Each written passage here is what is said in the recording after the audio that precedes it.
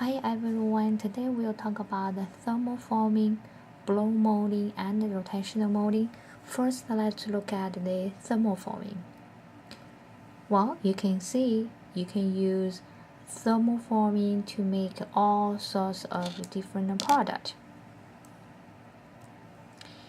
And how it is being performed? What's the thermoforming? It is a secondary shaping of plastic films, and it consists of warming up the plastic sheet and forming it into a cavity or over a tube using vacuum, air pressure, and mechanical means.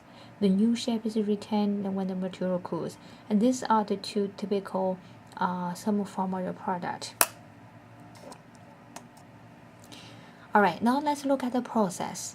First of all, we heat the plastic to uniform temperature, and then we will stretch it using a plug and for a uniform thickness. Then we apply a vacuum for final shaping.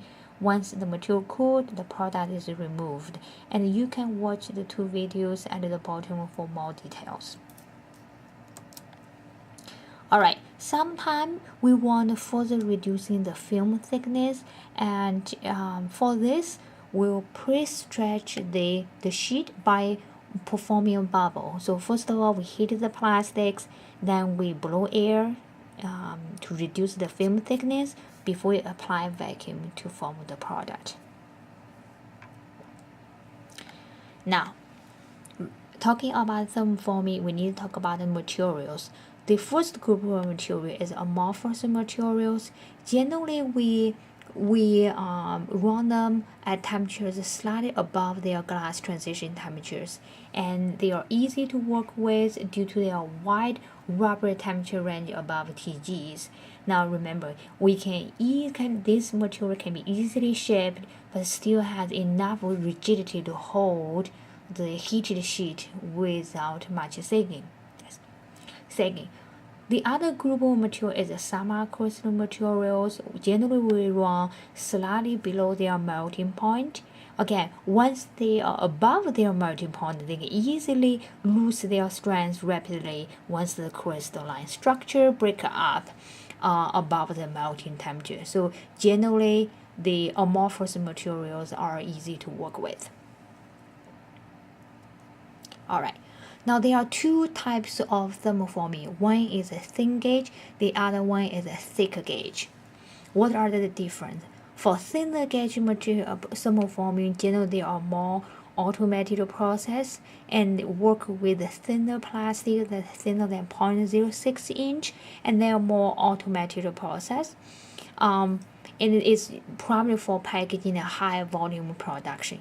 The thicker gauge thermoforming instead work with little bit thicker sheet, and generally they might be manually fitted, and is for low volume product, and generally used to create a sturdy and rigid chlorus. If we could go back to the slides, and then you can see these are two products. In fact, this one is made from thicker gauge thermoforming, and that one is from thin gauge thermoforming. Alright, there are different methods you could use to for thermoforming. The top two is a straight vacuum forming or using plug assisted vacuum forming, and you can see both use vacuum, right? The third one is called a draping form. Generally, you heat the plastic up, and then you just press it, bend or form it into an oval mandrel to form the shape. And you do not. You need to use the vacuum. That's a big difference. And all the three have been used in the industry. Okay, thermoform is the same with the injection molding process. Sometimes you will see defects on your part, poor details. It's very common. You also could have a blister or bubbles on surface, and it also wrinkles. Sometimes if you heat your plastic too long, your product might stick into the mold, and then will result in the surface rupture or post shrinkage problems. This is about the thermoforming. Next, I'm going to talk about the blow molding. Alright, Blow molding generally is used to produce hollow objects that do not require a homogeneous thickness distributions. Common material we use is a high density polyethylene, like a milk bottle, or PET. PET that's generally used for soft drink bottles. And we use blow molding through 3 different methods. One is called extrusion blow molding, injection blow molding, and stretch blow molding. We look at the extrusion blow molding first. Okay, so the setup for extrusion blow molding, we need extruder, right? We need extruder. We need a crosshead die where we can produce these tubes or paraffin. Okay, this is tube or paraffin, and then we need a clamping arrangement. We need a mold. The process itself, this is the description of the process, but I wanted to show you from the picture. So first of all, we have an extruder. We will extrude a tube or paraffin out of the die, and then we're gonna, once the paraffin reach the bottom of the mold, we'll close the mold, and then we'll also gonna have a compressed air coming in to blow the paraffin to form the shape of the mold. And then we'll cool the mold, cool the product, open the mold, and this is our finished product. Again, you can watch the video I have on this link to learn more about extrusion blow molding. Now, regarding extrusion blow molding, the most important one is the paraffin programming. The goal is to have a uniform wall thickness throughout the bottle. For example, I have a bottle here, right? I have a bottle. Well, let's use another one. I have a bottle right here, and you can see that the top of this bottle does not stretch that much compared to the bottom of this bottle. So in order to have a uniform wall thickness, the paraffin we start with may have a thickness distribution, right? And to control that thickness distribution, we are using the paraffin programming. The goal is, one, to improve the quality of your final part, and to save material and reduce the cost. And we accomplish this by moving the mandrel or bushing vertically during extruding. Again, I strongly recommend you guys to look into this video to learn more about the paraffin programming. Now, cycle time, we always want to reduce the cycle time, so the industry, they generally use a rotating table to perform individual steps. So one is, for example, one is for cooling, one is particularly for blowing. So this way we can save the cycle time. The second blow molding is injection blow molding. For this, first we'll make a preform. So we need a set of mold to make the preforms, and you can see, and after we cool to open the mold, we make a preform. Then we need another set of mold to make the bottle.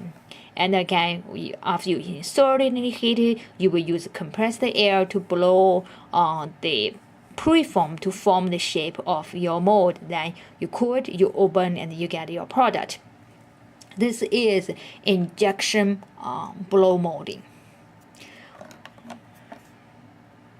The third type of blow molding is called a stretch blow molding. The only difference here is, instead of make the preform, generally the company will just buy the preforms here, and then we insert it into the mold, heat it up, and then it will have a blowed air, compressed air blow into the preform. At the same time, this coping gonna moves that stretch the preform. This is why it's called a stretch blow molding.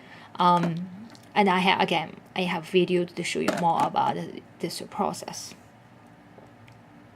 Alright, here is a comparison between the 3 types of blow molding. Extrusion blow molding offers high rate of production with a low tooling cost, but there is a high scrap rate with a limited control over the wall thickness. Injection molding has a higher production rate and a low scrap rate, However, it does need two sets of mold. So one set to produce the preform, the other one is to make the bottle, and is least used blow molding in the industry. The third one is a stretch blow molding. It has the ability to stretch the preform in both hoop and axial direction. It is preferred over injection molding, blow molding, as it's more accurate and offer better quality. Now, a quick look about these two blow molded products. For example, this one, where you have a line at the bottom, which tell me this is the extreme blow molded product. This one instead, do you see this water bottle? It has a little knob at the bottom, which tell me it's like this is a stretch blow molding or injection molding. In fact, this is more stretch blow molding for soft drinks. All right, this is about thermoforming and blow molding.